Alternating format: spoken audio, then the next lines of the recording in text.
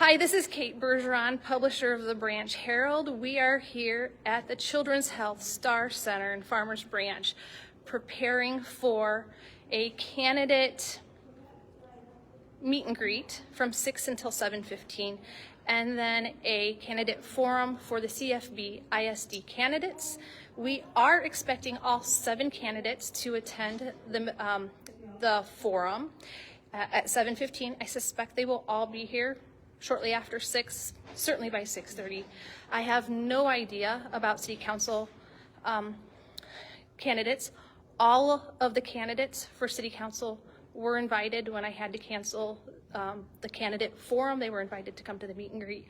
The only one who I have heard has said yes is Omar. So just a heads up, that's the Omar Roman.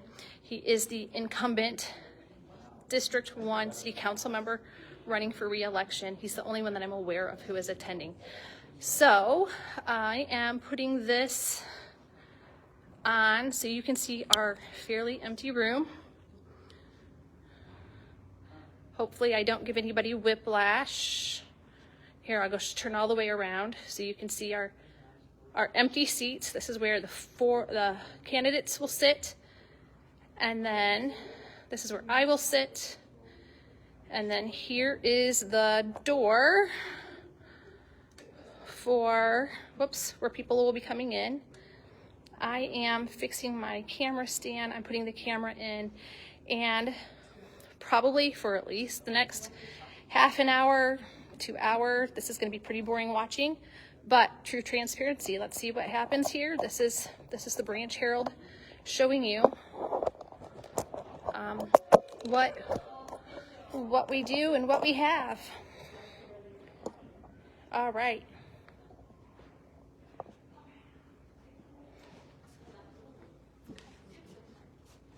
All right, everybody is on camera. Facebook Live. Thank you for coming. I appreciate that. Nice to see you. Right? So I guess it's going to be low-key and boring for a little bit, which is really good. I forgot the questions.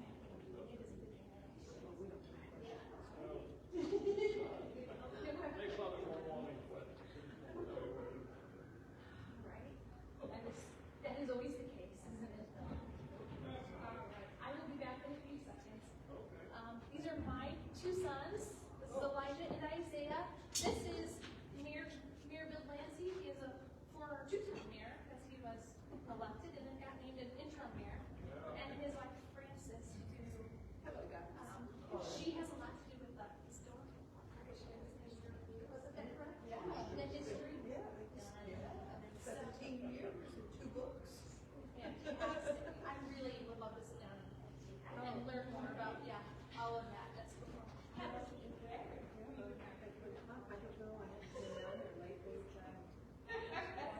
Check you out, but nice. Yeah.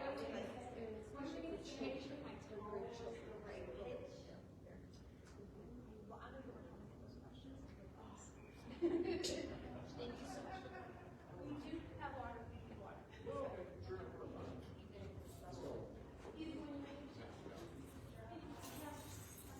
Thank you.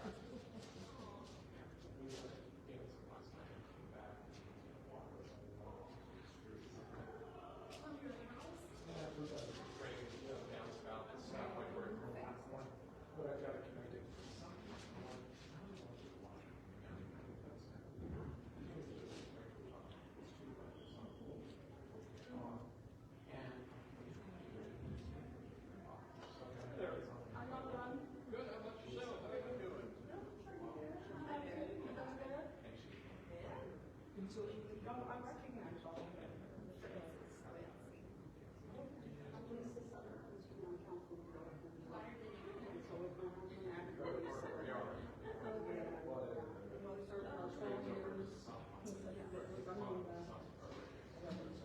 You take care of Carol. You know, my dad was.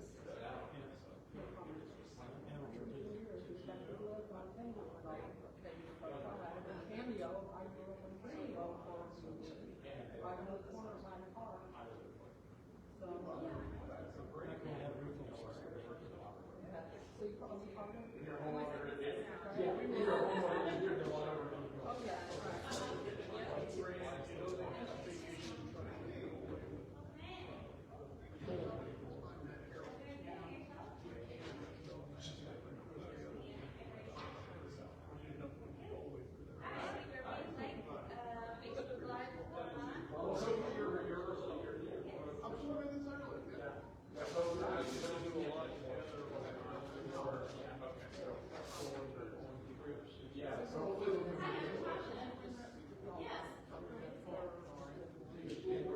Facebook Live is not on, so just be aware. We're still keeping everything.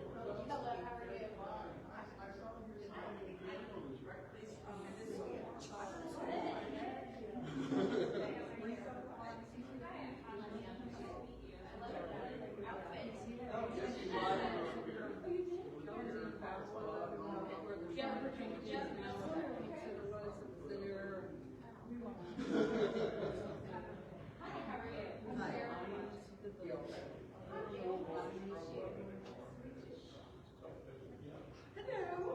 Seems I know you. Hello. You came to watch hockey. I should turn on the camera to that.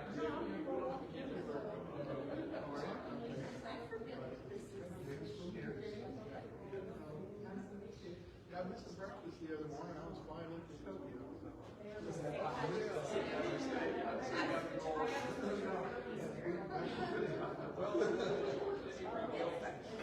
It's been a while.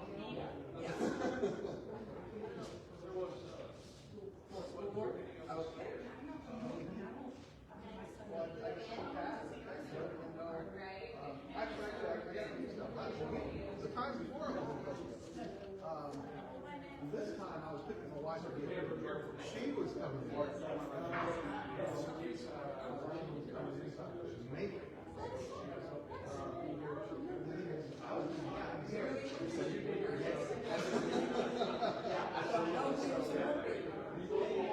By standby, so we don't know exactly when she's coming until she gets on the plane. Well, I didn't know I would see you.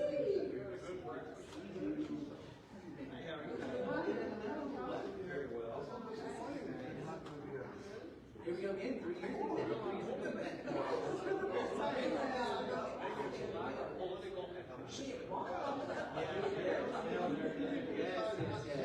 I did too. Yeah, it took, it was supposed to be built in April, and then we kind of moved in September. Is when it happened, so it was a bit of a delay. And honestly, the only reason that they sped the process up is because they would stay quiet until about July, and then I said, I'm a council member, and I have to move into my house. Yes, sir. Before I release my file, and then like the next day I drove by, and there were like 15 people up there downstairs outside. So they moved very quickly.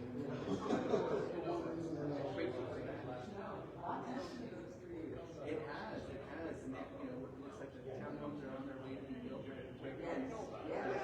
Down the road from Gloria to the house, and we've got the park coming. I didn't watch while I was in Tokyo. Here we go.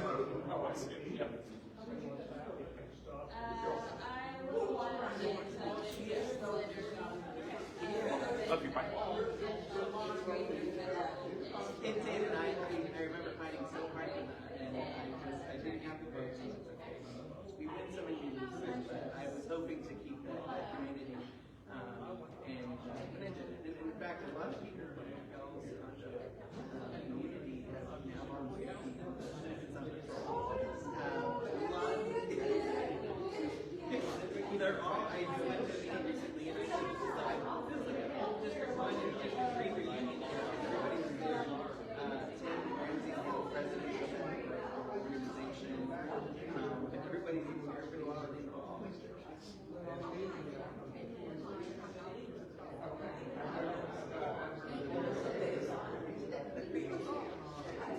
Well, you have a nice program. You guys get to travel around these places, right? Where have you guys been recently? What's next?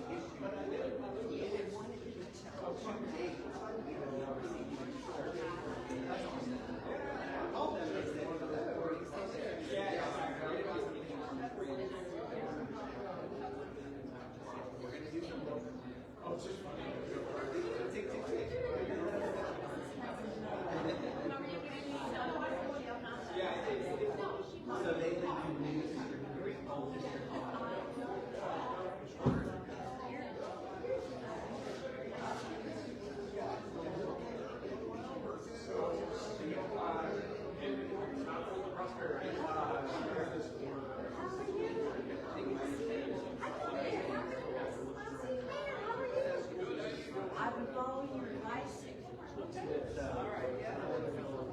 I've been knocking on doors every day for about 4 hours. I've done that in 3 doors. Thanks for your advice.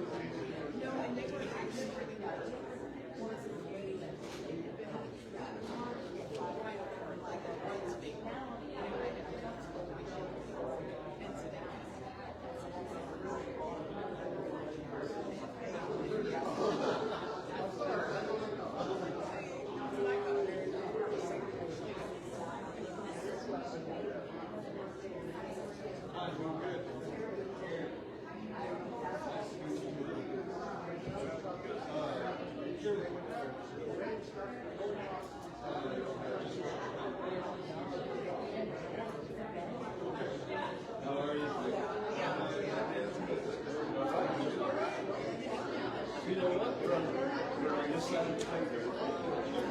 You're still taking breaths. Better than all ours.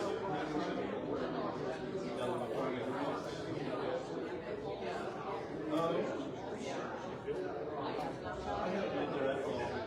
15 years in the 80s.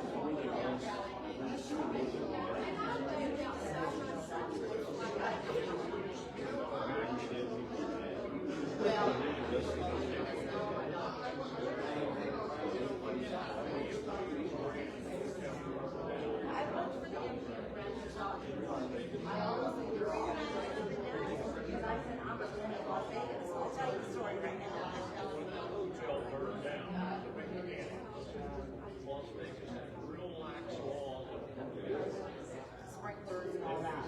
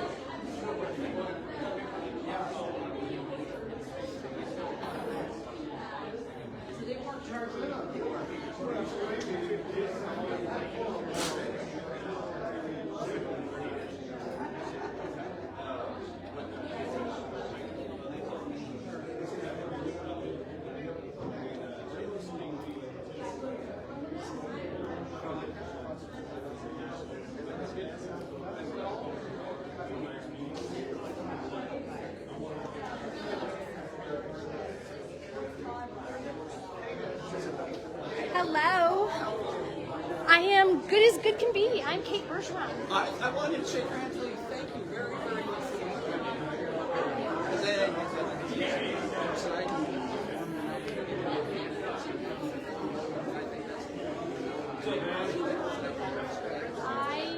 I think it's really, really important. Here we meet. Because I'll tell you, it's something I really want to do, but it's really important. So here we are. Well, I appreciate it. And as we say that, we should be warned. That is a live stream, so everything that we say, especially this close. I'm glad I said it ever. Oh, what's your name? Louis. Louis. Yeah. It's nice to meet you, Mark. Are you a subscriber? Not yet. Okay. So at the top of the website, subscribe.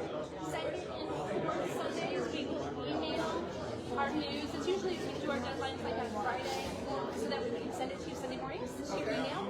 And you know, if there's important things that pop in, like I popped in an email earlier this week to let people know that the camera vote was yesterday. Candidate forum in the city council was canceled. I sent that with a story. That was a special email. Perfect, thank you. And then on Saturday or Sunday, I'm not totally sure on the timing because life and Gateway didn't know about it, and I'm just not sure when I'm going to get it. But I will send out another special email with an article from one of my writers about what happened. I will have a first person of why they made the decision I did to cancel the city council and how we ended up tonight. And the latest video for the live stream is on YouTube. And I'll have all that. That will be in an email. And that will work. Very cool. Well, you're doing a great job. If anybody gives you a hard time, talk to Louis. I'll talk to Louis. All right. Thank you so much. Nice meeting you too. Since you asked the question, I wanted to know. I appreciate that. And I should do a double check with you, make sure I don't do if I use them once a year, yeah. Right? Fantastic. So,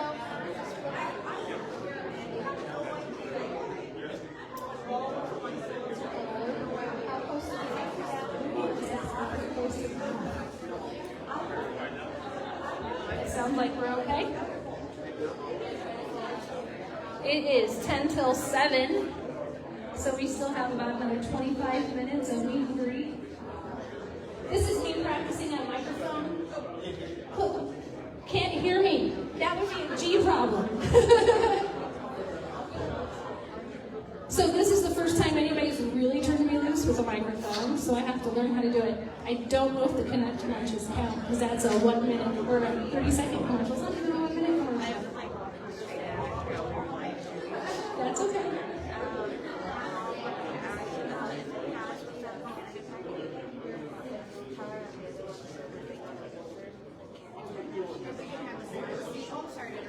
No, come on over.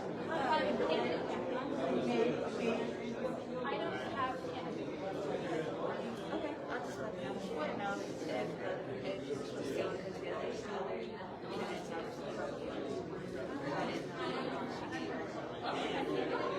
maybe it's just that you've been in an email that I sent everybody as well as the employment workers rules that I have been attempting to follow and the letter that was recommended by Thank you so much for putting this together. I sure appreciate you. I'm disappointed. How are you? I'm pleased to be up on We've never met in person, Sarah. So nice to meet you. She got a sign over at my year from Thank you so much. I really appreciate it. I'm very disappointed. I am disappointed that I know there's a lot of residents. But I'm grateful that you did all of this work to put this together. It's so nice to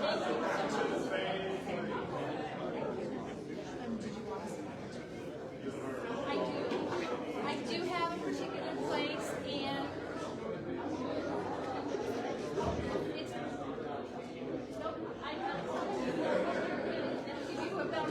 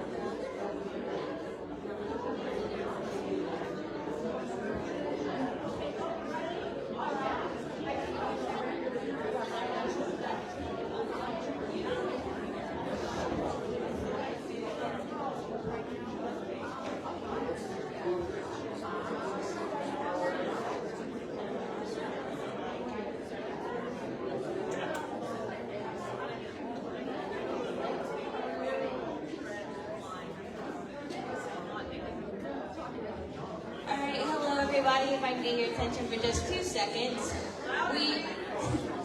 Hi guys, if I can get your attention for just 2 seconds, we're going to go ahead and get started. So if you guys would like to kindly take your seats, we'll begin momentarily. We're going to change the angles on some of the cameras, that way everyone on our live can see the conversation going down. Alright, and if the candidates would like to take their seats as well, your seats have name cards on them, so it'll be easily found. Alright. They signed us.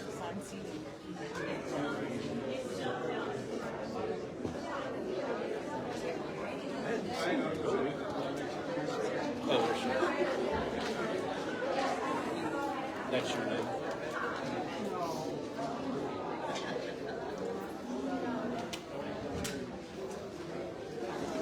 I brought one cheat sheet. Also, additionally, for those that are in the audience, if you have questions for the candidates, I will be coming around with note cards and pens for you to write those questions down. Alrighty? Hi, it's Taylor on with the branch here. We are moving the camera so we get motion sick. Close your eyes. We are just moving the camera. We don't want you to get motion sick. Nice to meet you. How are you?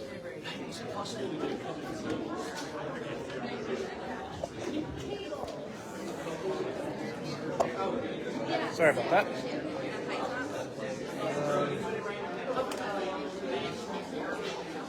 There is like... Oh.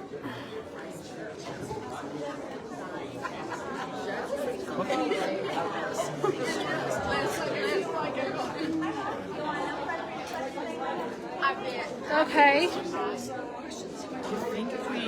Do you think if we change, shifted, do you If think we it shift it, then everybody's gonna have to look at it sideways, I think. Yeah, Okay. okay.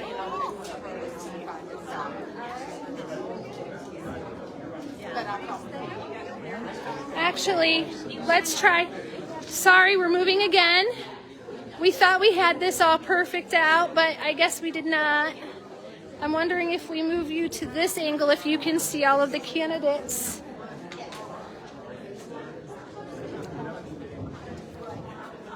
Better this way. This is only maybe my 4th time ever using Facebook Live, so you're really getting amateur hour on Facebook Live. All right.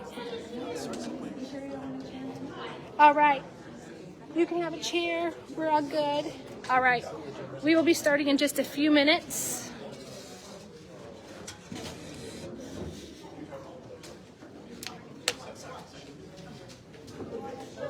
You're gonna... I'm just gonna sit here. Okay. And no more YouTube shorts for a while. I was gonna say for a lot of trouble. Okay.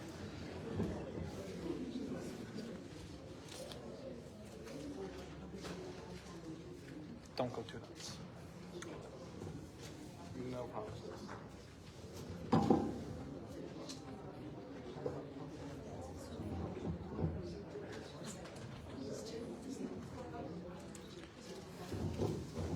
All right, if everyone would like to have a seat, I am going to make my announcement so that way we can start with the candidates right at 7:30.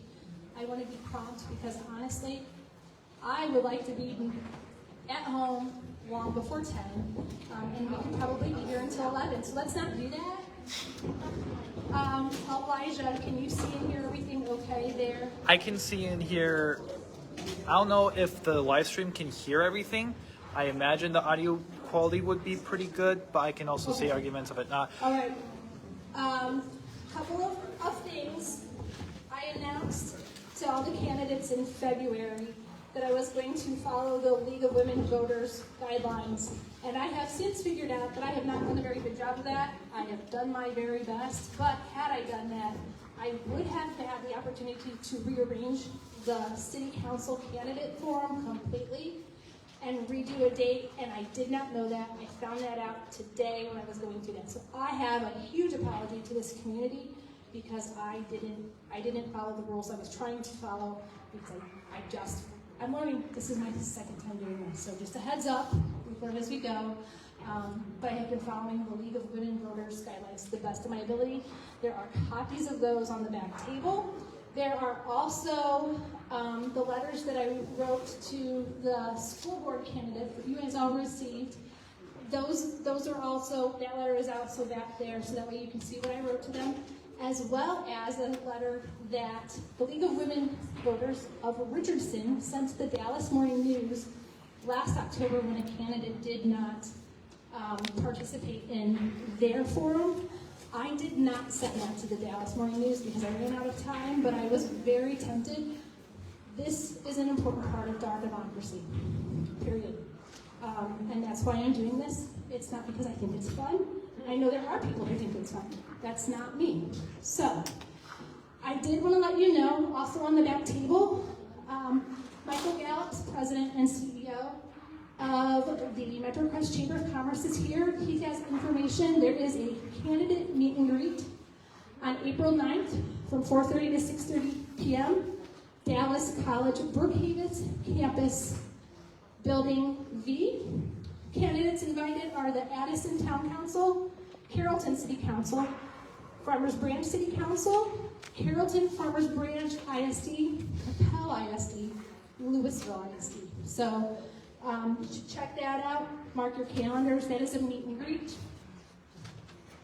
And then last day to register to vote is April 3rd. If you have 17-year-olds who will be turning 18 those last few days, they are coming up very quickly if it hasn't already passed the deadline for them to vote. But 17-year-olds can register to vote as well, as long as they are 18 on the day, on election day. So double check that. There is information on vote411.org, votetexas.gov, dallascountyvotes.org.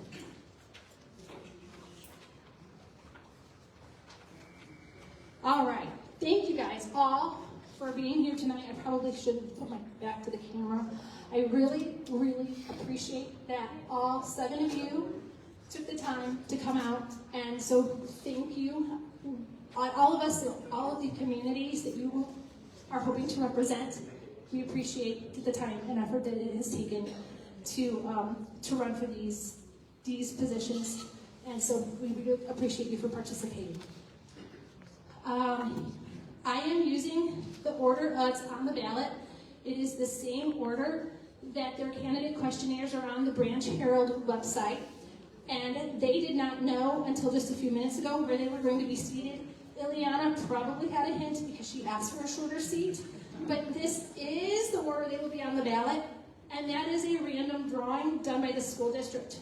The cities also do a random drawing. That is an open to the public event that you're welcome to go see. It's kind of cool, honestly. All right. So I'm going to introduce our candidates. We have, and a big apologies. That's okay. That's okay. I have been working on names. Reva Schack. See, Tara Herbacek. You are an incumbent, correct? Currently on City Council. Kim Brady, also incumbent on City Council. School board. Thank you. Remember, we're neighbors, and this isn't life or death. We're all good. Brady Barnett is running for one of the seats. Rangoli Mathur is running. Paul Gilmore, Nicole Yarbrough, and Ileana Garza Rojas. Rojas. So these are our candidates for school board. There are 3 seats available, and there will be instructions on how that voting goes. All right. They don't know what I'm going to do next. Ileana's going to start. Every candidate, can you guys hear me? So it's not doing well.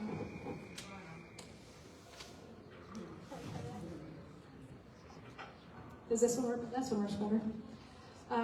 Every candidate is going to get 4 minutes to introduce themselves. We are starting with Ileana, going right down the row, and then all the candidates will have 90 seconds to answer their questions.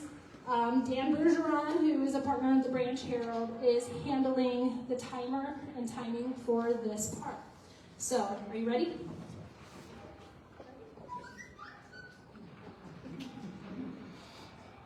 Hi everyone, my name is Diana Garza-Rojas and I'm up for re-election for the Carrollton Farmers Branch School Board. And I do apologize for sitting on a lower chair, but I was hurt, so I'm gonna get that out of the way. I am running because I'm extremely dedicated to public education and I see the opportunities that were given to me and I want to give them to our students as well. You know, being a first generation parent with or immigrants from Mexico, it really meant a lot for me to have opportunities that wouldn't have been able in another way. In the last couple of years, I've really immersed myself into the school board. I've been able to dedicate some time when it comes to committees.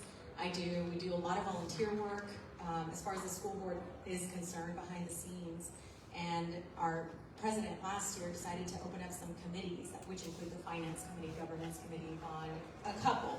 So I've been serving on the legislative committee, and I've also been serving on the finance committee. Part of the legislative is having to go to Austin to advocate for public education, and that is a true passion of mine because without public education funding, we're not able to do what we do at our local level. I'm a parent of 2 children at the school district, and my 2 kids love their school. They love their teachers, and they love everything about our district. They are equally involved, just like their mother is, and they love what they do. So thank you for having me today. I appreciate it. Yeah.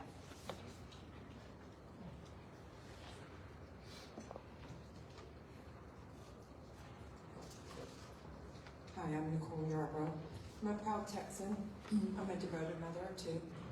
I was born and raised in Houston. I came to Dallas in 2008. I came for a job. I came to work for HUD, for the U.S. Department of Housing and Urban Development.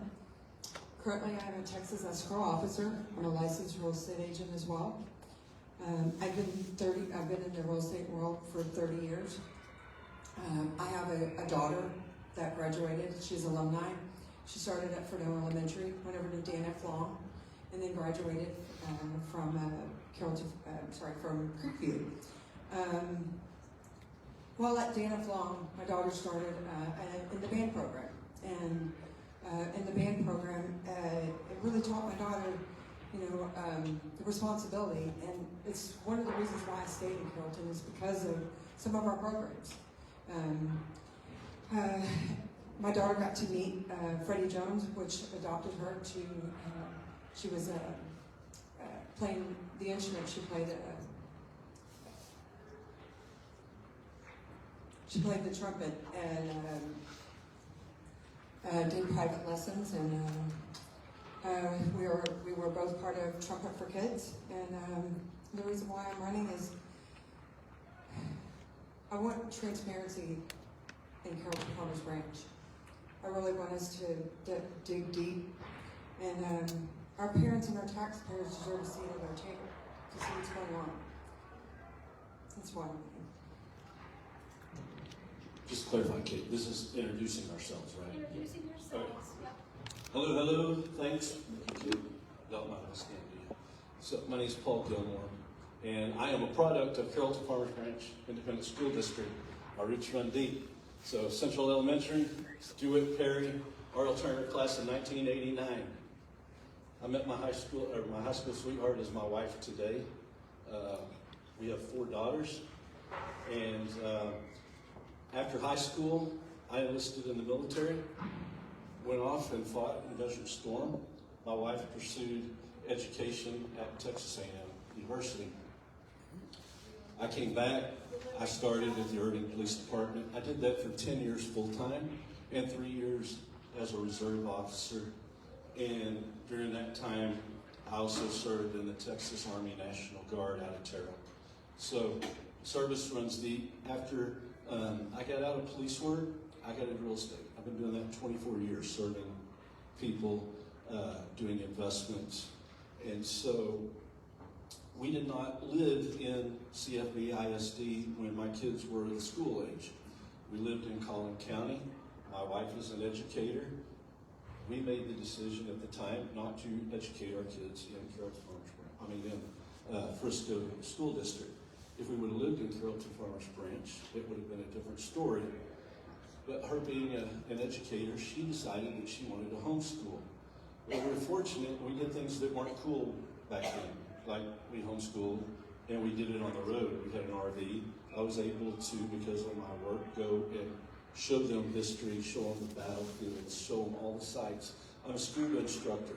I was able to certify them in the underwater world in scuba diving and teach them that way. And so that's kind of the background. And so you might have heard, I've already had one person ask me tonight that I'm anti-public school and vouchers.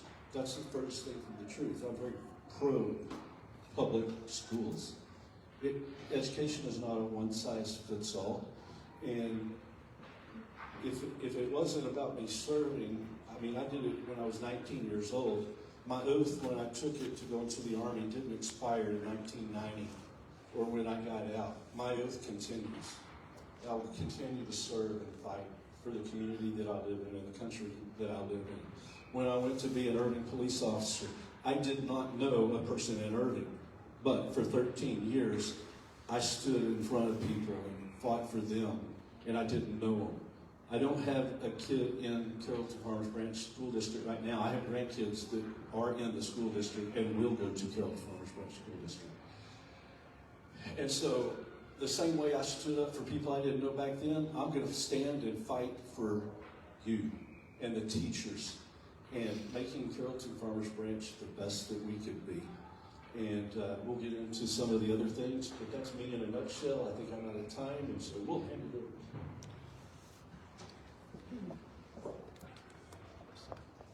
Hi, my name is Rangoli Mathur. I have been in CFBISD for 21 years. I have an older daughter. She is 13. She started kinder in CFBISD 8 years ago. And I have a little one, and he is just turned 5 over the weekend, so he is looking at starting kinder in CFBISD this year. I believe in CFBISD. I believe in the promise of public education. I grew up in India. My parents were service class parents. And they had only one priority for me growing up. And that was a good quality education. That was it. That was the only priority they had for me.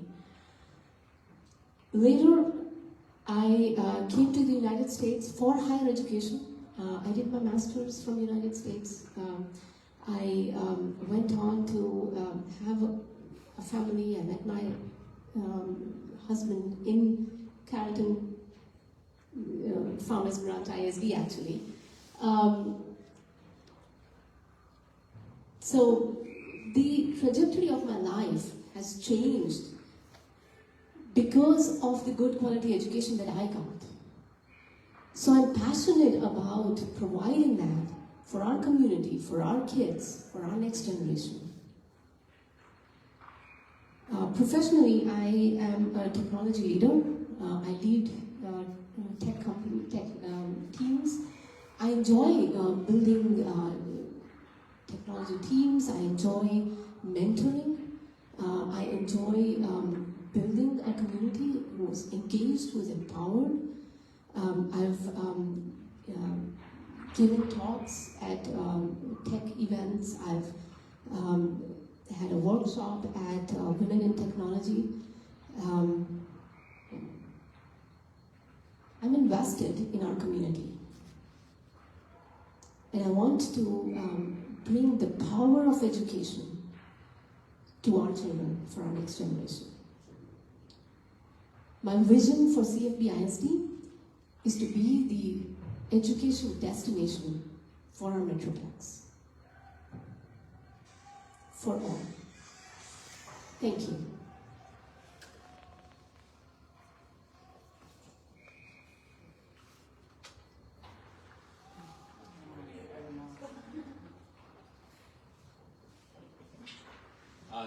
Good evening.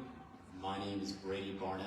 I don't know what it is about these things, but it makes your brain just disappear. This is my first campaign, so I want to say thank you to everyone that's here, that's watching this campaign, and thank you to the candidates. Running for school board, I think the district is at a breaking point. We are facing a crisis right now. We are closing schools, and we are running a deficit, and we do not have a plan to address that deficit. A little bit about my background. I grew up in the mid-cities, graduated from Colleyville, went through the Colleyville ISD system. I'm a first-generation college graduate, proud SB alumni. We got windy in here. Or is that just me blowing hot air?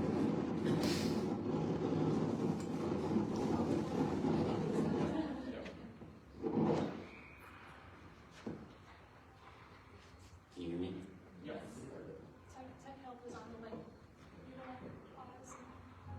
You there? You there? Can you hear me now? Yes.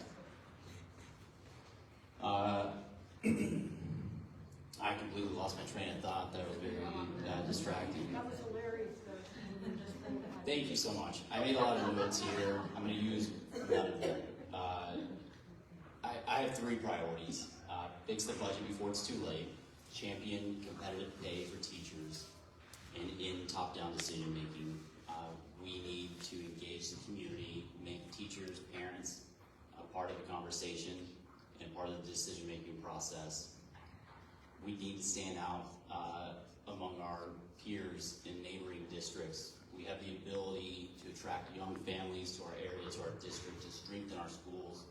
We have the talented teachers to do that. We have the programs to do that. We need to learn from the successful schools and from the success that we've had, and talk to those teachers and ask them what the difference is.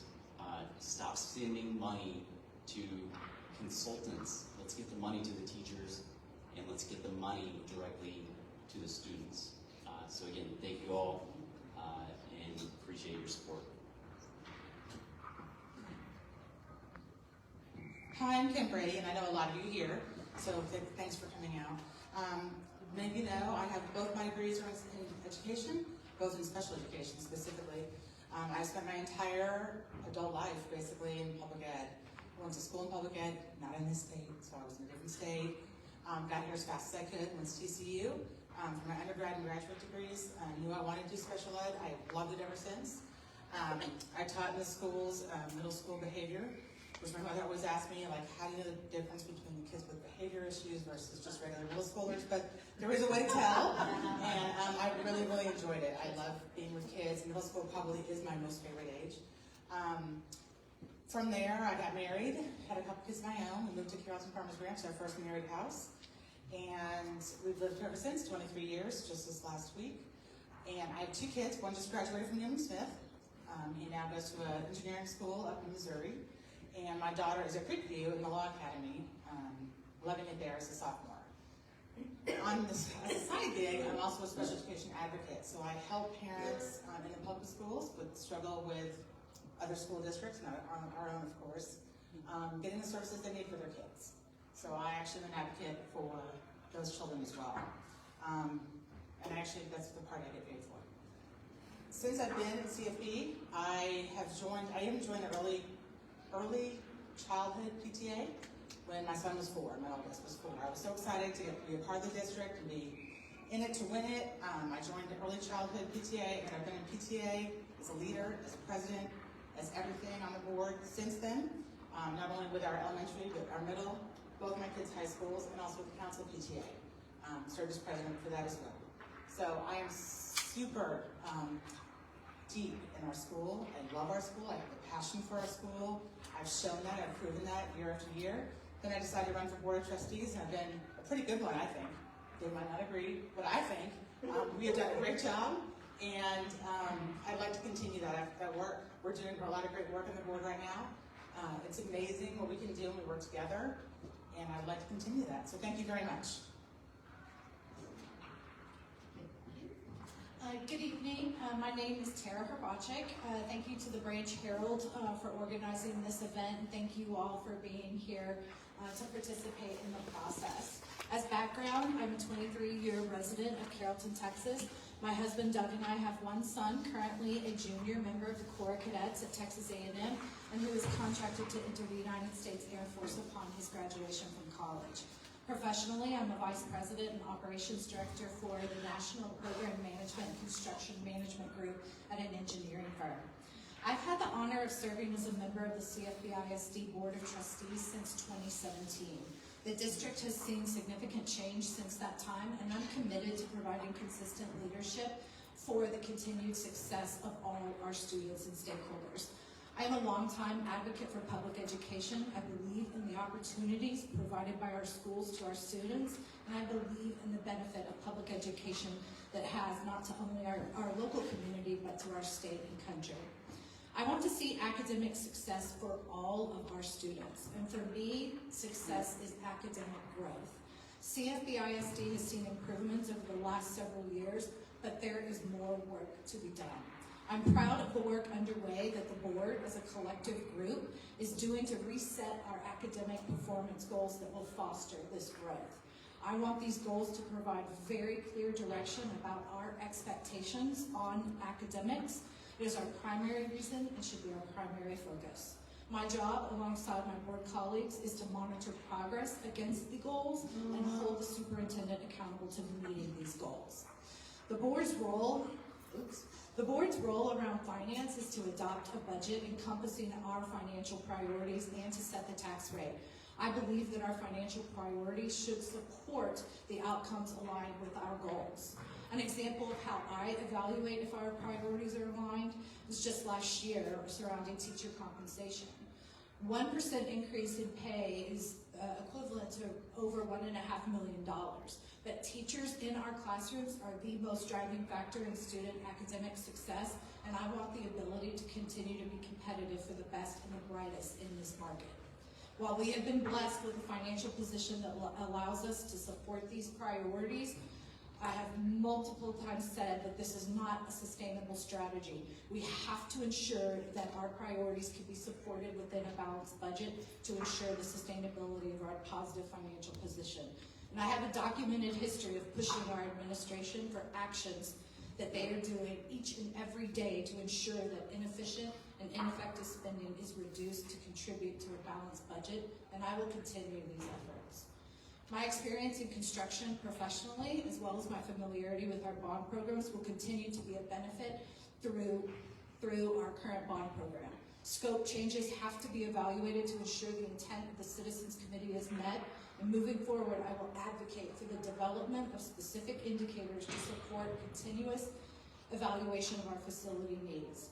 This supports a long-term and consistent approach on evaluating our capital expenditures. I look forward to sharing more tonight, and again, thank you for being here. You can hold on to that. Okay. You ended that round. You're going to start this first question. This is the only question other than 4 minutes to introduce yourself and talk on a topic that the candidates were given. The question is why are you running? And I know some of you answered that, but you have another opportunity to specifically say how are you running. From here on out, all of the questions have 90 seconds.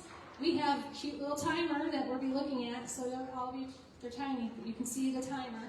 And I'm sure he'll wave his hand to let you know when your timer is. What?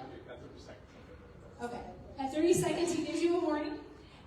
So here you go. Okay, thank you. So why am I running for re-election?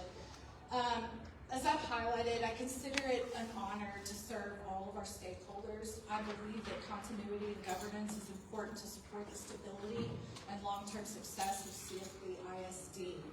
Knowing where we have been provides critical insight on where we need to be and, more importantly, what we need to do. And what we need to do is ensure that our focus remains on student outcomes.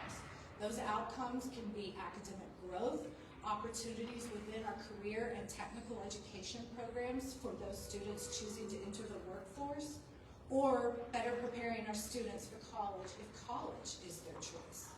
As a board member, I consistently demonstrate the expectation that we have to consistently or continuously evaluate, reevaluate, and do it again about what success looks like so that we ensure our actions support the expectation of success for all.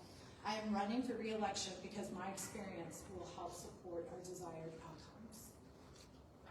Thank you. Yeah, you can down the line, you can. Yep. I am running for re-election also because continuity is important. It is important that we work as a team together for our students and keep our main focus, the main focus, which is our students. Outcomes, we all need to be looking at outcomes and making sure that our financial investments are producing the outcomes that we need. And in order to do that, we've got to continually maintain this some continuity in the school board so that we can make sure that those outcomes are met. So I'm also asking for your 3 votes, 3 for Kim B. Thank you.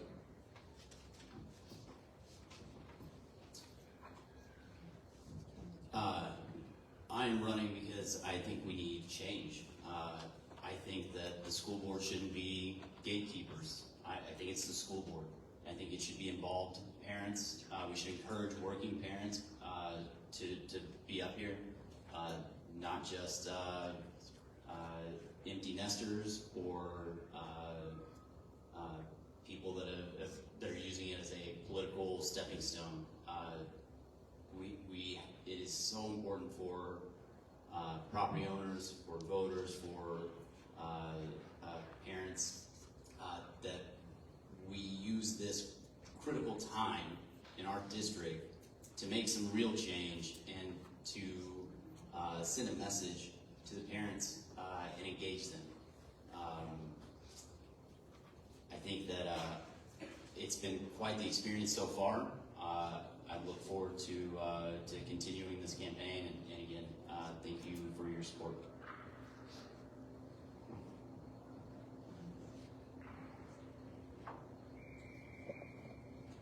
I'm running for the school board because I'm invested in the schools and the school board. The current board has has accepted multiple years of a deficit budget with no long-term financial plan of addressing that. They've allowed the district to get administrative heavy and then turned around and cut schools, cut teachers. This has to stop. I'm running for the school board to bring our focus back to high quality education, community engagement, and to fiscal responsibility. I'm running for the school board for a change so that we bring our focus back to what is important to us as parents and as a community, high quality education. Thanks. As I mentioned, this is my hometown, the place where I grew up, received my education, and I'm proud to be a product of Central Elementary, Hewitt Perry, and R.L. Turner. These schools helped shape who I am today. Now my grandchildren also call CFBISD their district, continuing the legacy that was so important in my formative years. I'm committed to giving back to this community that gave so much to me, and I want to serve on the school board to ensure that future generations have the same opportunities I had. Unfortunately, I do not believe the current decisions being made by the board are as well thought out as they should be. They're not asking the right questions or fully considering the long-term impacts of their choices. The result has been a loss of leadership and trust within the community.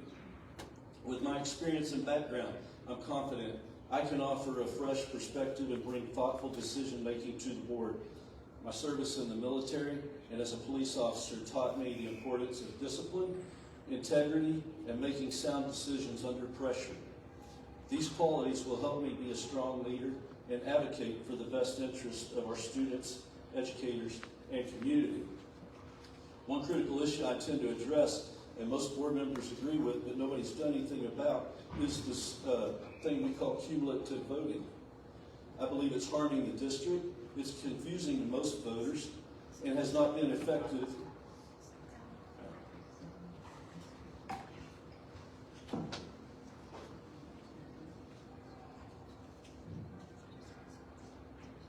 Right now, our district is in the crossroad. It's been running on a deficit year after year.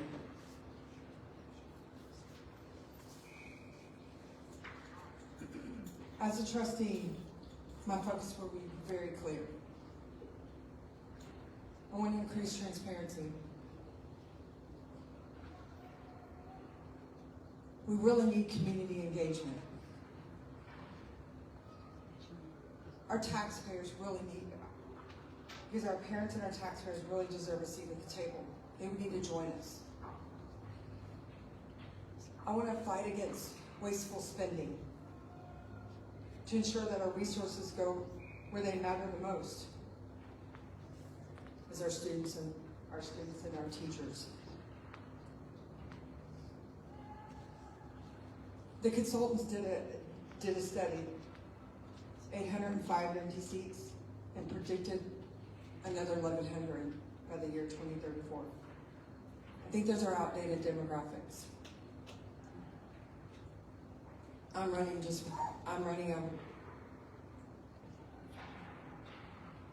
bring to make physical responsibility while allowing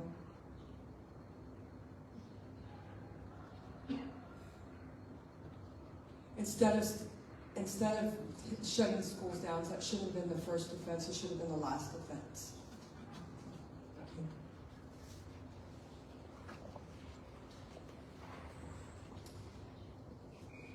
Kate, do you have a repeating question, please? Why are you running?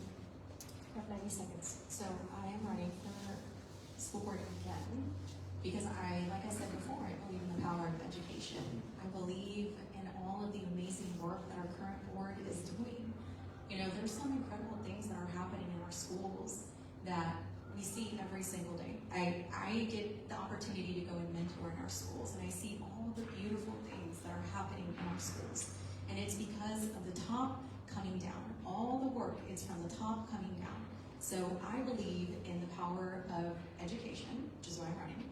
Academic success for all of our students. All of our students deserve the best resources available to them. They really do, so they can succeed in the real world.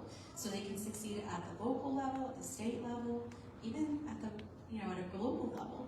We have to have that opportunity for them. The other thing is, for the last couple of years, I believe that our teachers are the backbone and that they are the most incredible resource in our classroom. That's why I advocated for pay increases every single year. They deserve to be paid their worth. Is it tied to our local budget? Absolutely. Which leads me to the third part of why I'm running. Advocating, right, at the state level. We have to advocate. We have to advocate for our public schools. All of that funding comes from the state of Texas. And when it's being withheld at the state level, we cannot do what's right for all of our kids. We just can't. It's not fair to them. It's not fair to our communities. It's not fair to everyone that sits in these areas. Thank you.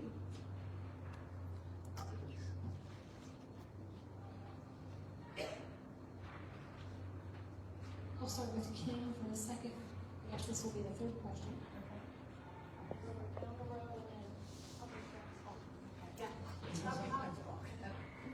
No, she doesn't have to walk. I walk. Other than the walking.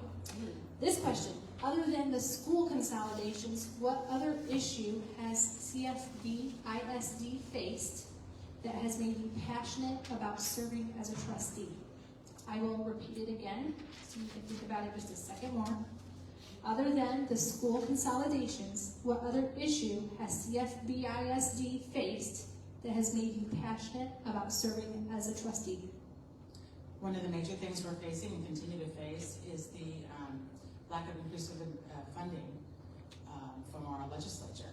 And so our school board has gone down to Austin. We've taken many courses through Raise Your Hand Texas. We've encouraged each other to raise awareness in our areas, to contact our government officials, which we have.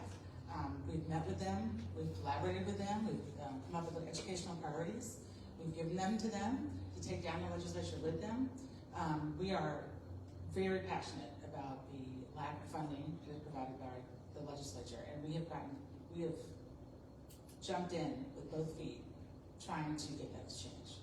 We know how it affects our students, we know how it affects our teachers and our buildings and our facilities, and if we don't see that turn around sometime soon, this is going to end of our year. So we have really we really jumped in to getting that change at our legislature.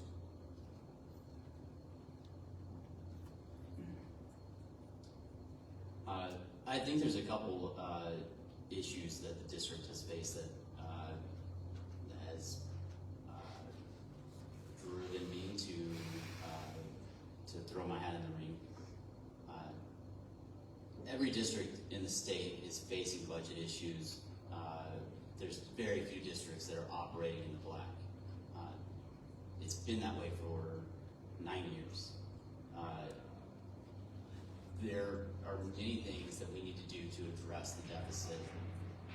Advocating for legislative assistance is an important component, but it's not the only component. We have to address the budget before we come to the point of closing schools that have healthy enrollment and shrinking our market capture with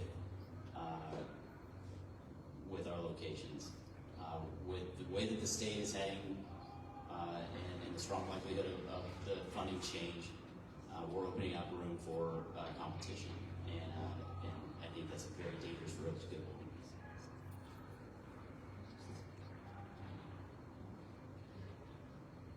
So I agree with Brady and Kim. The budget and the finances is the biggest problem facing our district today. The fact that the state has not increased funding since 2019, it is a given, and we should advocate for increase in funding. But that's a hope, and hope is not a strategy. Our strategy needs to be to look at every expense we have in our budget and see what is it that we can cut. In the last 4 years, the district has increased their administrative staffing, increased their administrative cost and expenditure, even though they were well aware that there is no increase in funding, there is no increase in student enrollment. And that is the reason why we are where we are. And we are closing schools. We need to go back and look at our budget and every line item. This is what we would do for our own families. Before we cut our kids' violin class, we would look at every single expense that we are making every time we are hiring a consultant, every new administrative position. Thank you. I'm not going to sound like a broken record, but for lack of a better term, we need to doge the budget and start there. But what I will say, where I got cut off before, is the cumulative voting. That lit a fire under me, because I ran last year, and me and Louis Palomo cancel each other out. People don't understand it. It's confusing and it's stupid. And I've had most school boards say, members say, yeah, we want to do it, but it costs money. Yes, I understand it costs money. There's good money and bad money. But they're throwing money at all the administrators. That would cover it. So that's one of the things, but if we would have looked at the last 3 or 4 elections, the undervote, if you know what that is, would have won the elections. And so people don't understand it. Why are we using a system that's antiquated and no one understands?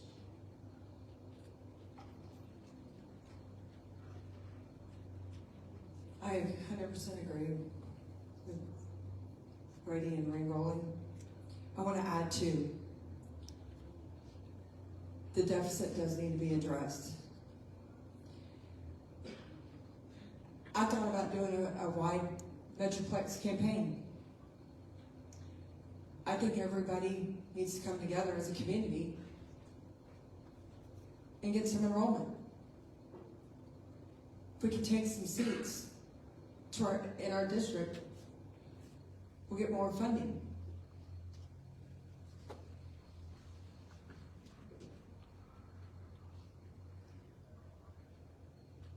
I'm ready to, I'm here for the children. I really am. I'm a mother, and I've seen, it's all happening all over. The schools are closing. But I don't think we did our part as a community. The deficit has to be addressed immediately. If I was voted in, that's the first place I would start, is our budget.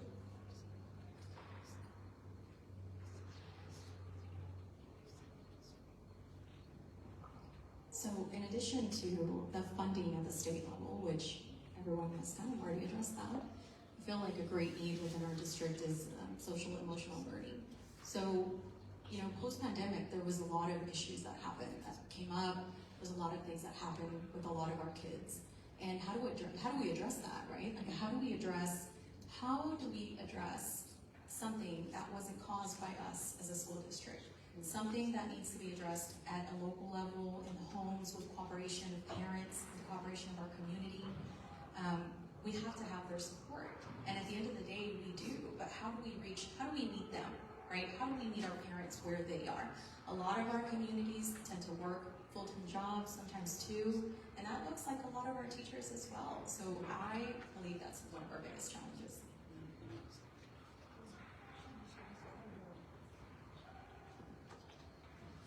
Thank you. Yes, the budget funding important, but just one other example.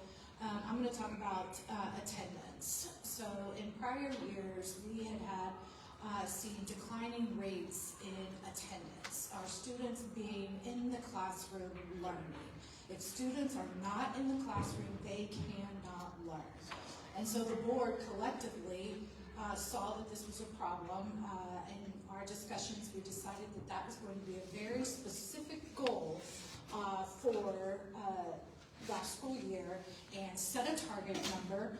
The district then implemented a plan for marketing, advertising, calls to families, the importance of, what kind of instruction time you miss if you're not in the classroom. And so we saw our attendance rates go up. We met our goal, and it just makes me excited because that means our students are getting the best and the brightest in our classrooms and they're learning, that is what we want. Thank you. Thank you. Next question comes from our audience, and you started the question. The question is Brady's turn to start. How have you personally been involved in our schools? How often are you in the schools, volunteering, mentoring, etc.? So 2 questions in one. How have you personally been involved in our schools? How often are you in the schools, volunteering or mentoring or other activities? I am a member with the PTA of the elementary school. I'm at the school at drop-off and pick-up every day. I'm in the schools whenever the opportunity arises. I think we heard Mr. Rochick talk about marketing, and marketing is an interesting word. We need to send a message to the parents that we want their engagement. We want to give them the opportunities to be engaged. And if there's a marketing team at the district level that is doing that, I think it's something we need to explore and see how we can strengthen them and engage more parents, because What I've learned from this process so far is the importance of active parenting and engagement in the schools. I just hope that I'm not 4 years too late.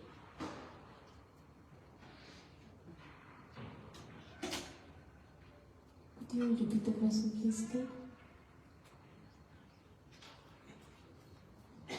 How have you personally been involved in our schools? How often are you in the schools, volunteering, mentoring, or other activities? I have been in the school PTA 8 years since my daughter started kinder. I have been at the PTA board in the past. I was just in the school for spring fling. I try to attend all the events. I recognize the value of community engagement. And that is one of the things that I thought as part of the school consolidation was missing, the community engagement, the voice of the parents, and the feeling that they were engaged in the decision making in the process, and they didn't feel that way. If I'm elected to the board, I'm going to make that a priority. Take people along, keep people, partner with them, partner with the community, and we are stronger together. So I don't do school pickup, but I have been partnering with the FFA at R.L. Turner, helping financially, and partnered with them through their pumpkin patch and community outreach that way. I go to different sporting events, different plays, and different schools, and I have been attending the school board meetings. Currently, I am still the treasurer for Dana Flom, 8 years now. My daughter graduated in 23. Prior, I was a PTA for the Ferner Elementary. I was also PTA for Dana Flom. I was also on the band board previously. But currently, I'm still treasurer for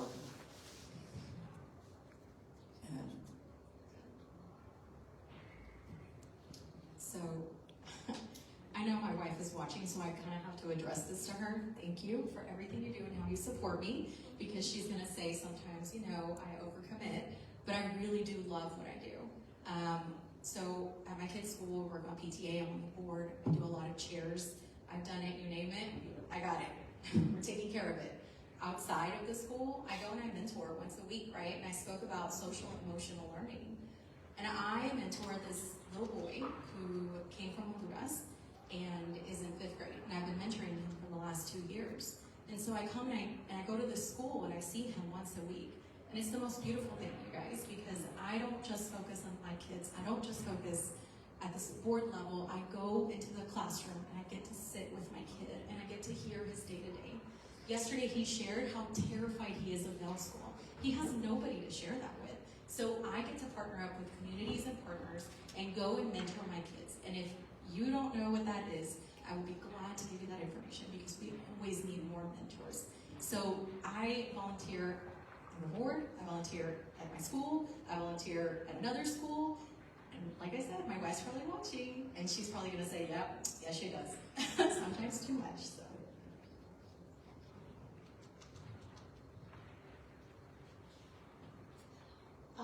So how have I personally been involved in schools, and how often are you in our schools? So I mentioned my son graduated from Rancho Viejo High School in 2022, but when he started at Good Elementary in 2009, I started my involvement with PTA. This is dating myself a lot, but so I held leadership roles with PTA at the campus level, as well as the council PTA level, where we met. Council PTA for years. Obviously, PTA involvement has dropped off since my son graduated from school. Now, as a board member, we receive invitations all the time for fun and exciting things in our campuses. And I don't get in our schools as much as I would like to every single day, but when it coordinates with my work and my travel schedule for work, I do love going in. My most recent was Read Across America at Metrocrest, and got to read on video to the whole school, and that's fun, and so that's always an exciting event. Additionally, baseball games. My husband and I are big baseball fans, and just Friday night, if you haven't had a chance to go to Kelly Field and have a Kelly special at the baseball game, highly recommend. But it's always great to go out and support our students either in the campuses or at the athletic and fine arts and the theater events. As you guys already heard, I'm very involved with PTA, still am. I still serve on 2 boards. Yes, I only have 1 kid in the school, so I serve on 2 boards. I also attend Campus Improvement Committee meetings. I attend the 2 Booster Club board. I'm also on 2 booster boards, one being theater, one being law. In fact, I helped start the Law Academy Booster Club at Creekview High School. I attend all council PTA meetings, still now, and I attend anything and everything that you get invited to, I go to. If I see something on Facebook and I say, oh, I can go to that school because I haven't been there in a while, I go to that.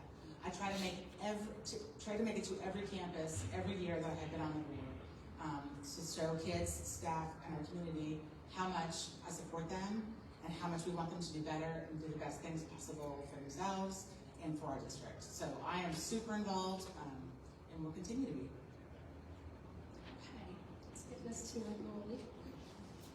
Okay.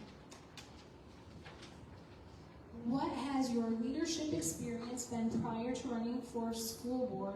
Please be specific on any school or district related activities. You guys went through a little bit of this with your PTA, but let's be really specific on even outside of your all of your leadership experience. What has your leadership experience been prior to running for school board? Please be specific on any school or district related activities.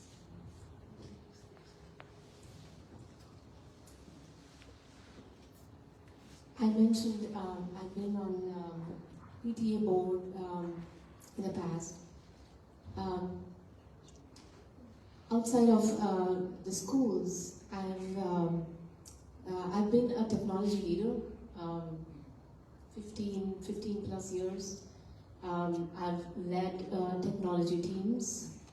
I've mentored technologists. I've mentored entrepreneurs who are looking at technology company, who are starting a company. I have given talks at and workshops at Women in Technology events. As you all know, there are not as many women in technology as we would like to. I enjoy bringing up and growing technologists, both in my team and in other communities at work. So I understand the concepts of leadership, the concepts of engagement, of growing people, of helping them grow and helping them to the next steps of their lives. Thank you. So going all the way back, I was a sergeant in the Army, and I led a squad, and that's challenging. And then when I got out of the Army, I was in police work, and I had to persuade a lot of people to do things they didn't want to do. And I was a field training officer, which meant I trained the rookie officers. And in the past 24 years, I've led different agents and taught them. I lead a team of 6 now, real estate agents, and teach them on a daily basis what is effective salesmanship and leading people into their next home. But my most proud leadership is my family. I got 4 daughters that are grown, and they all still love me and come over and call me. And that was, if I had to look back, that's my proudest moment. As far as leadership, I've ran a title company. I came to Dallas to work for the U.S. Department of Health and Urban Development, the M&M contractor. I had a staff of 27, so I have ran a department. I'm still on the band board for Dana Flong, so I still do the community service. I'm currently at a title company. I'm an escrow officer. I do have a team.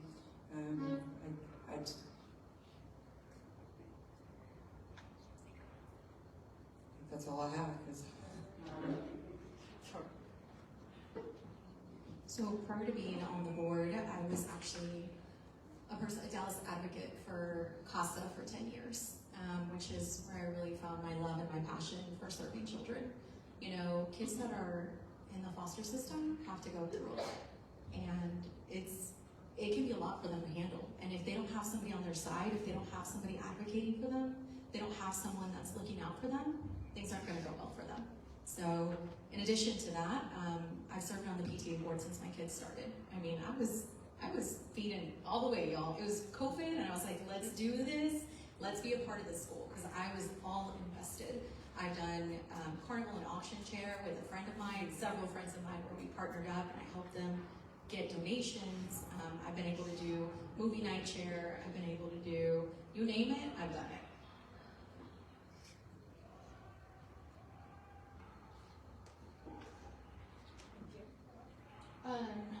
So related to schools and district and campus, they're not leadership roles, but have been a parent rep on campus improvement committee, parent rep on the district improvement committee, and then was also a member of the CFB ambassadors. Specific to my PTA participation, which was my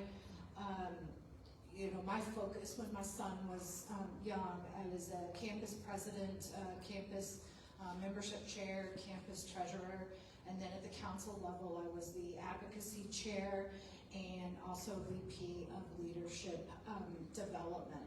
And it was at my time as an advocacy chair for council PTA that I really started to see the impact of the school board from a district level. And I started attending school board meetings 4 years before I ran for school board, and I was there for every board meeting, every work study, and was able to report back to council PTA on the connection for that, and it really provided another level of engagement and visibility that I'm very proud of.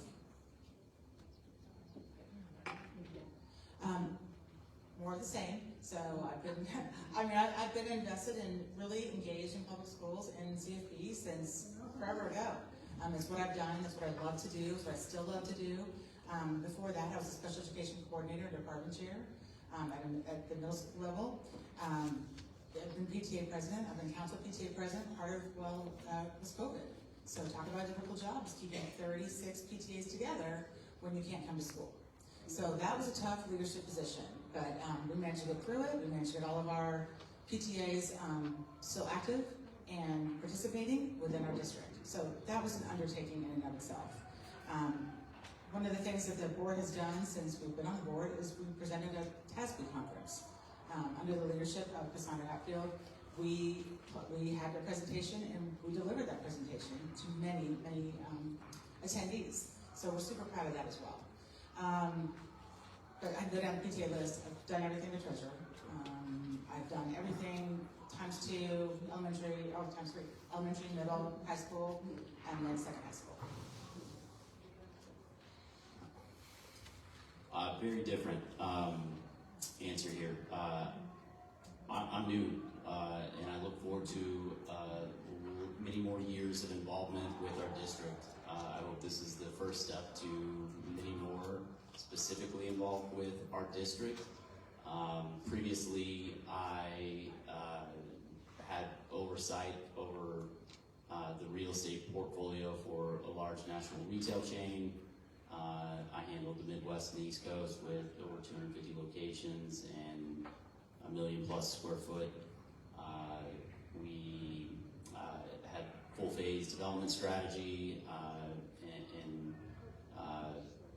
I also worked with a group of private equity in a outdoor entertainment concept where we opened multiple locations, and I had full development oversight of that. So that's my background.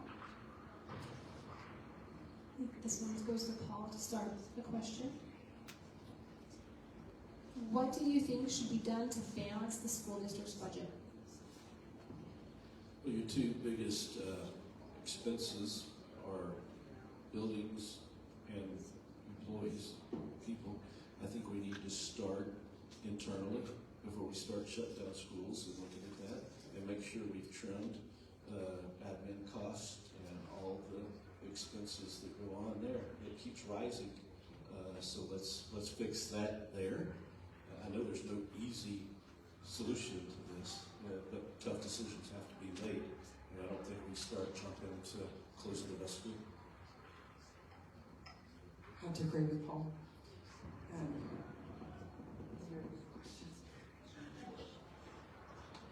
What do you think should be done to balance the school district's budget? It starts with the admin. We need to, our district has, it looks like there's about 1-to-1 between Dallas ISD and with other districts, and we need to cut down on our admin. It starts there. Not closing schools. Again, that's already said it shouldn't be the first offense. It should be the last.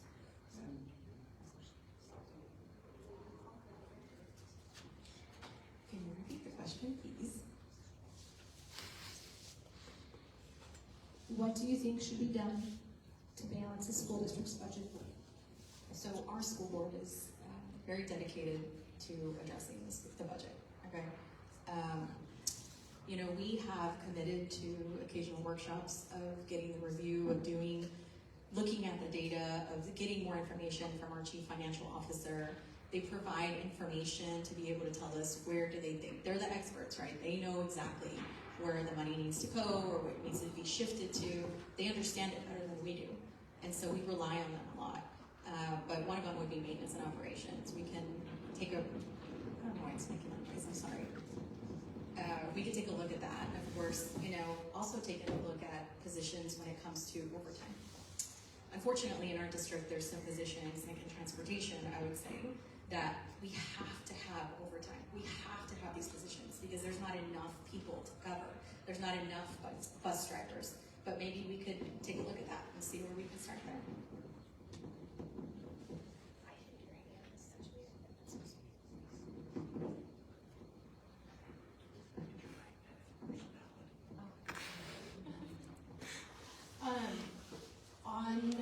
To balance the budget, that's an ongoing effort throughout the year in the process. And we're getting ready to kick off our workshops, budget workshops to for the board to identify our financial priorities and then place the expectation on administration that we do expect a balanced budget. That has been the message within the last year. Yes, staffing or payroll, I guess you would say, not staffing, but payroll is 85% of our district budget, and 15% is the balance of it. So you can see where, you know, where cuts in spending, it's people, and that's not something I want to do, especially if they're related to our kids.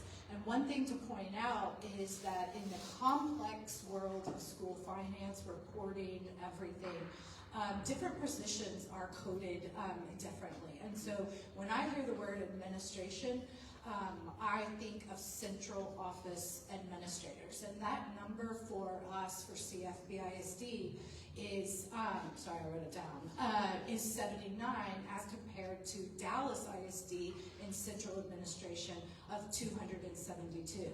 So all other positions that could be coded as administration, they could be directly related to our students.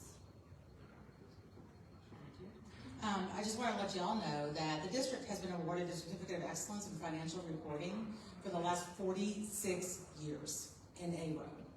And they've earned their superior rating for all financial accountability for the last 22 years in a row by the Financial Integrity Rating System of Texas. Part of what you're seeing now is because inflation.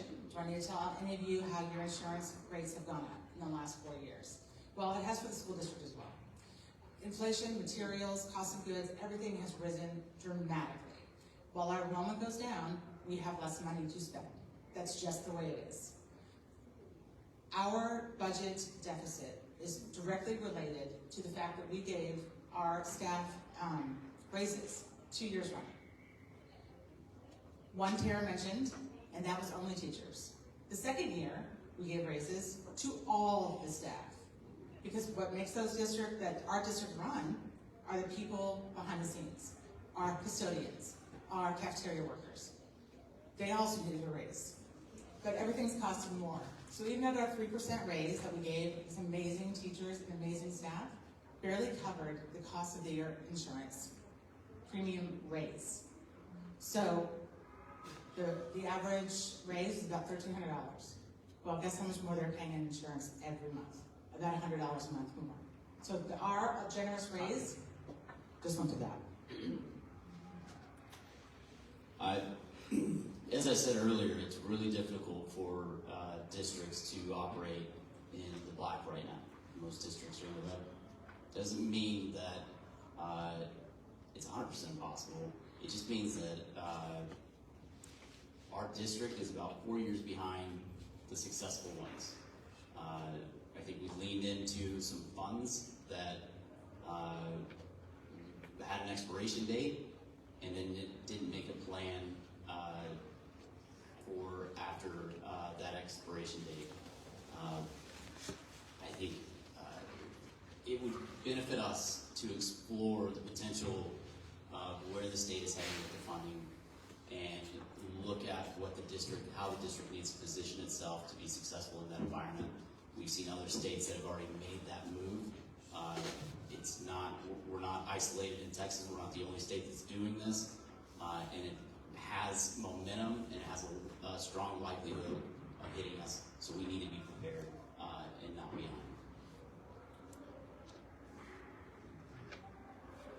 Repeat the question. Thank you.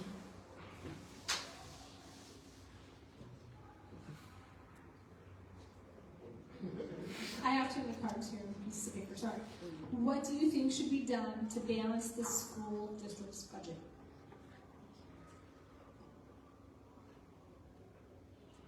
These are hard financial times for the school district, not just for CFBISD, for many other school districts. That doesn't mean that we don't work harder to make the right decisions for our children. The number of senior leadership positions in CFBISD is the same as the number of senior administrative leadership positions in Dallas ISD, even though Dallas has more than 5 times the number of students. Are we district administrative heavy? Well, we have hired many administrative positions in the last 4 years. And how have they tracked against student outcomes? My proposal is to reduce administrative costs, not because that is a fun, easy thing to do, but because these are hard times and hard decisions have to be taken. These decisions, these avenues have to be considered before we hit the rock bottom of starting to close schools. Because our priority is for our students.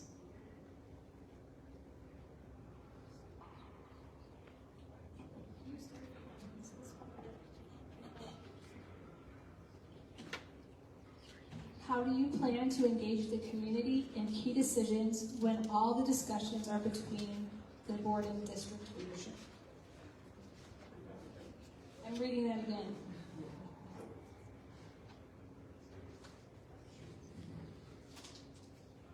How do you plan to engage the community in key decisions? It seems like all the discussions are between the board and the district leadership. I think this question is they're asking, how should the board and district leadership engage community? How would you like to do that? First thing is increased transparency. That's number one. Community engagement. That's number two. I already said it, that we need our parents and our taxpayers here with us.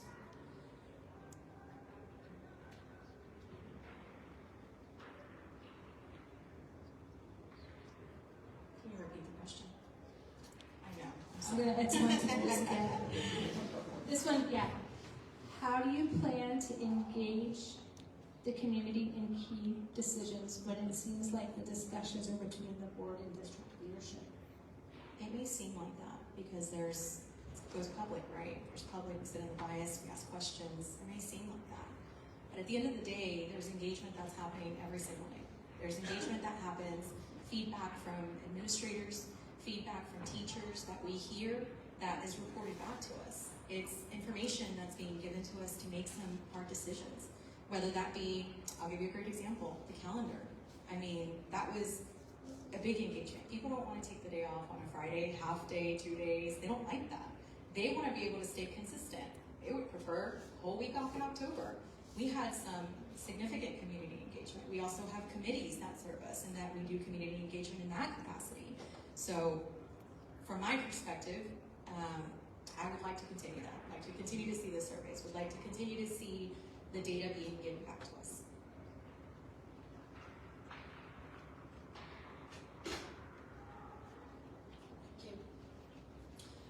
I've thought a lot about this in recently with how things have gone, and how can I do things differently as a board member?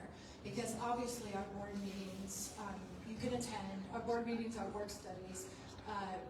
Anyone in the community can attend the meetings. You have the added benefit now; they're streamed and then posted on YouTube, so you can watch them when it's a convenient time for you. But I think I would promote engagement of our community with our board meetings. This is where a lot of the information and discussions happen. You hear and learn a lot about what's going on in the district, around the district, about all kinds of things. But community engagement, it's a priority. I mean, these are the community schools, and so we have to make sure the community is involved. And I've long been a supporter of setting up community meetings when we're looking at something or doing something, but then the follow-up to that is that those meetings have to be effective.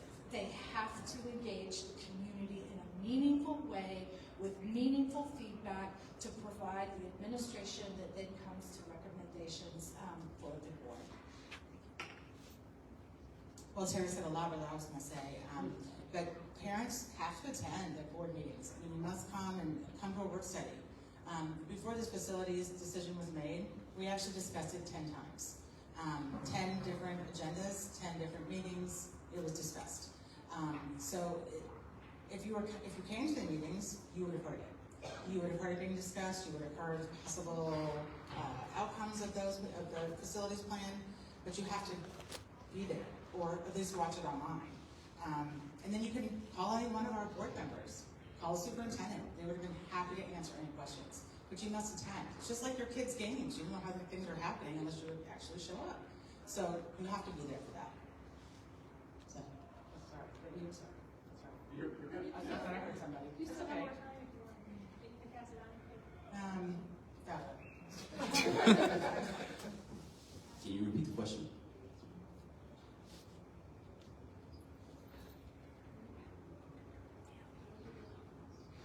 How do you plan to engage the community in key decisions when it seems like all the discussions are between the board and the district leadership? Yeah, I think that's an important question, and especially with what our district is going through right now, the decisions that the board voted on in March. As a parent, I was not aware of the 10 meetings prior that this was discussed. In fact, I was only made aware that there was a closing plan in February, just 28 days before they voted on it to radically change our landscape. Other districts have valued parent and voter input, and they've listened to it, and they've adjusted their plans accordingly. There was a work study in May where they were discussing pre-K, and there was zero parent input or resident input on their relationship or their feelings with the pre-Ks. It would have been really nice to have some parent representation or input in that in every meeting. I think that we can always do more to engage and bring in the community, and we need to listen to them.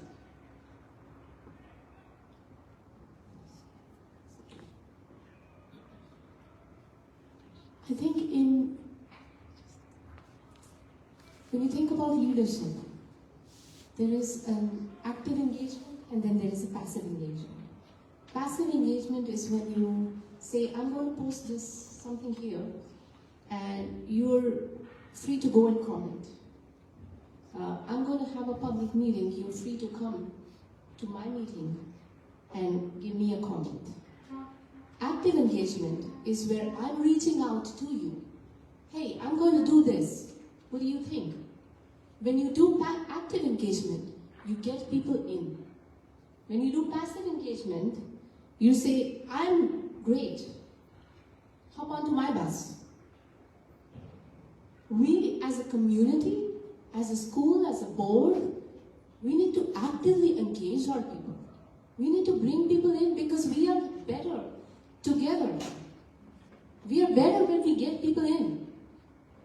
We are better when we get people, communities, engagement, their ideas, they'll be mad at us because not all decisions are easy. But they will at least feel heard.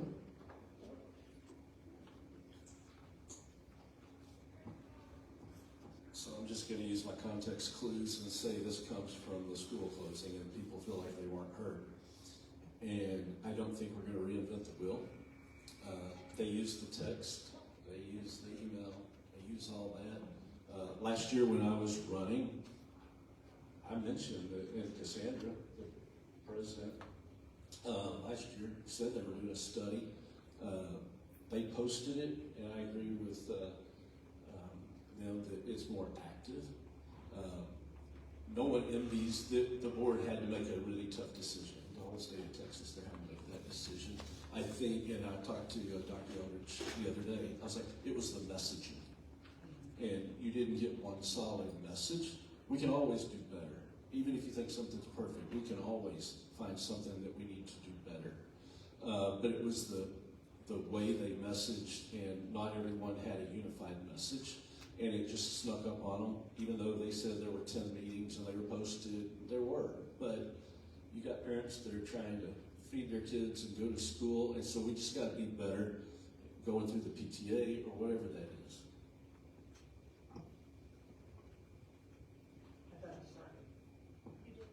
You did start that. We are getting close to 9. I believe it is 8:46, so we'll do one more.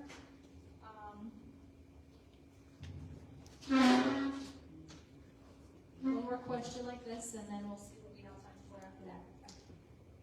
How do you intend to support special education programs and academic bridging classes as the district closes the 4 schools in Carrollton? Our special education department has done a wonderful job in the last year to restructure everything from within. And it really does take support from teachers, from administrators to kind of shift things around. And while the community may not see it and it's not open to everybody to see that portion of it, behind the scenes there's a lot of shifting and moving with administrators, with our directors. There's a lot of engagement, if that makes any sense. So the hope is that we can spread it amongst the district and they will feel supported.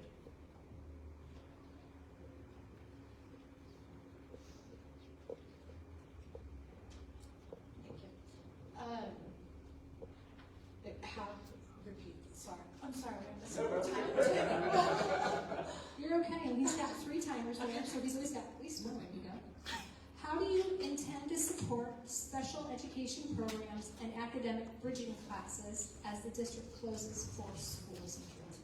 Okay, thank you.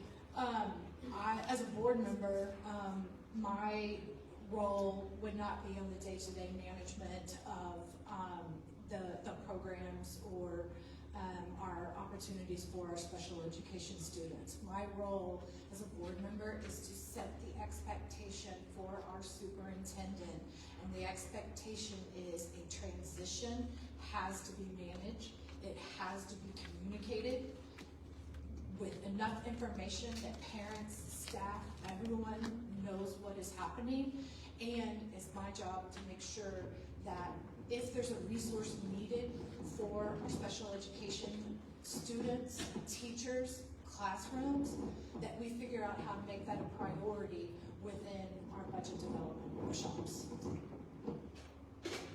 I'm just going to echo what Tara just said. It's our job as a board of trustees to make sure there's a plan and that the plan is followed through with. Again, with the resources, we are here to help support all of our students, whether special needs or not, but we are here to support all of our students with resources and any other type of board of trustees job to do, but we make sure that our superintendent has a plan and that she's got the people who carry out that plan as effectively as possible. The special needs and the ABC program are extremely important to our community and our district. We have to have equitable access for every student in our community. So it's important that we review the district finances and ensure that the taxpayer dollars are prioritizing classrooms. We ensure thoughtful and resource allocation. And again, look at where these programs are successful, talk to the parents, and talk to those program leaders, and figure out how we can strengthen them, grow them, and reach more of our community and improve our district.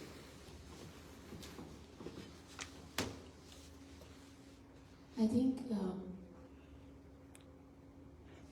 all programs are important. Special education programs are very important to our district to benefit our students, to reach the student where that student is, but also as magnets for students across the DFW Metroplex to come to us. That is where we need to be. CFBISD needs to be the education destination for the DFW Metroplex. And that means addressing every different type of student need and having exceptional programs so that parents want to move here, and those who can't still come to us, to our fantastic schools, to our programs, to get their children to our schools. And for that, special education is important.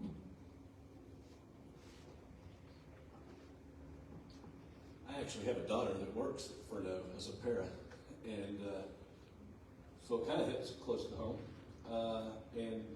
But as a board, I would provide oversight and ask questions. You can never ask enough questions, I don't think, and require good answers, and consult others, and work as a team member with the other members of the board, and be cohesive and message it out, because the message is going to have to be even more crystal clear in that area. Repeat the question. How do you intend to support special education programs and academic bridging classes as the district closes for schools in Carrollton? We want to make sure it runs smoothly. As I said, there was going to be go through widespread of all the schools. We want to make sure that we collaborate with all the teachers, with all the principals, everyone, our parents, make sure it just runs smoothly during the transition, and none of our children are affected by it.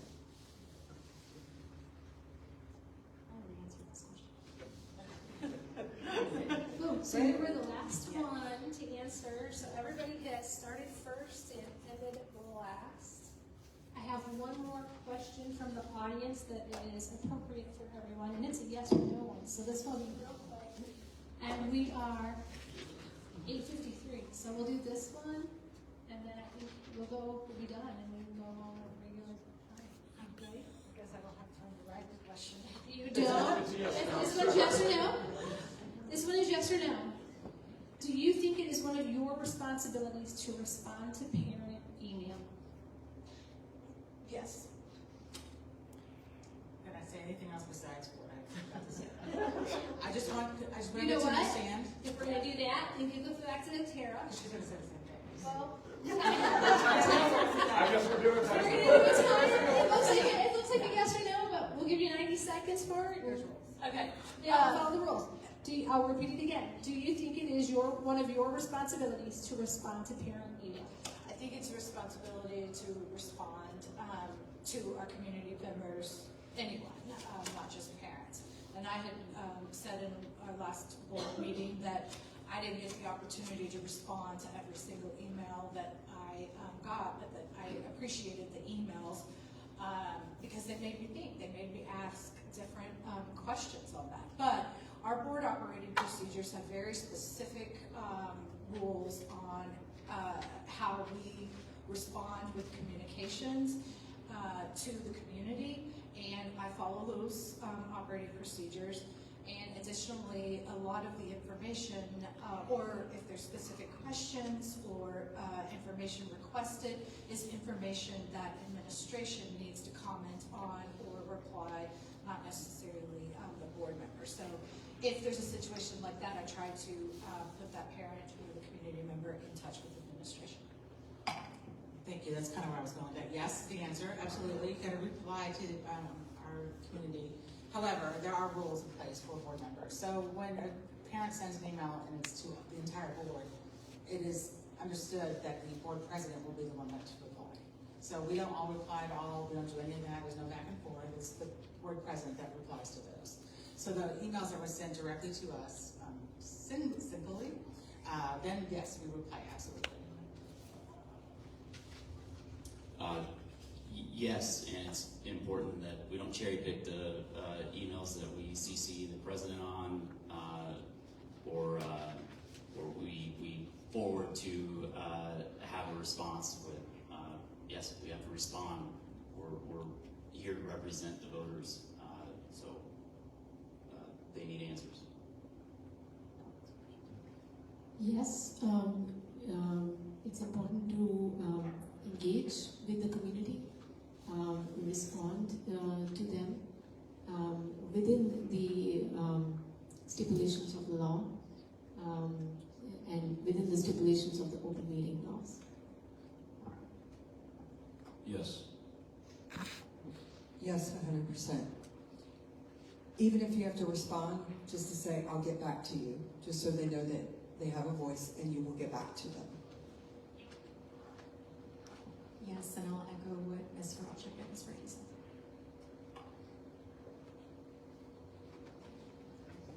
All right. With that, it is a work night, school night, so we're going to be respectful of time and end, I think, even a little before 9. We are not going to take the audience questions. We want to make sure everything is asked the same to everyone. So this is where we're at. You guys know how to get in touch with everybody here. They all answered the questionnaire for the Branch Herald. Every single one of them is on the Branch Herald website with their contact information. So you can call them and email them. I want to say I'm sorry, but I'm really not, because that's what you guys are running for the city, is to receive community feedback. So that's how everybody can get in contact with them. And they also, I think all of you have websites and Facebook sites as well. So get in contact and ask your questions directly to your candidates. And I I wish everyone the best for this election season. Stay safe when you're out doing your campaigning, please. And thank you very much for attending this. And thank you everyone on Facebook for attending this as well. And this will be put on YouTube as soon as I can do it. It might take me a couple days, but I am planning to do that. Thank you.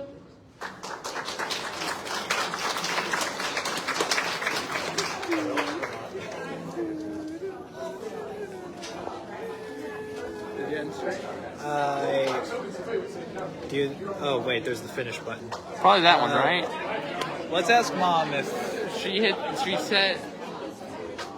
Okay. I'm gonna say yes.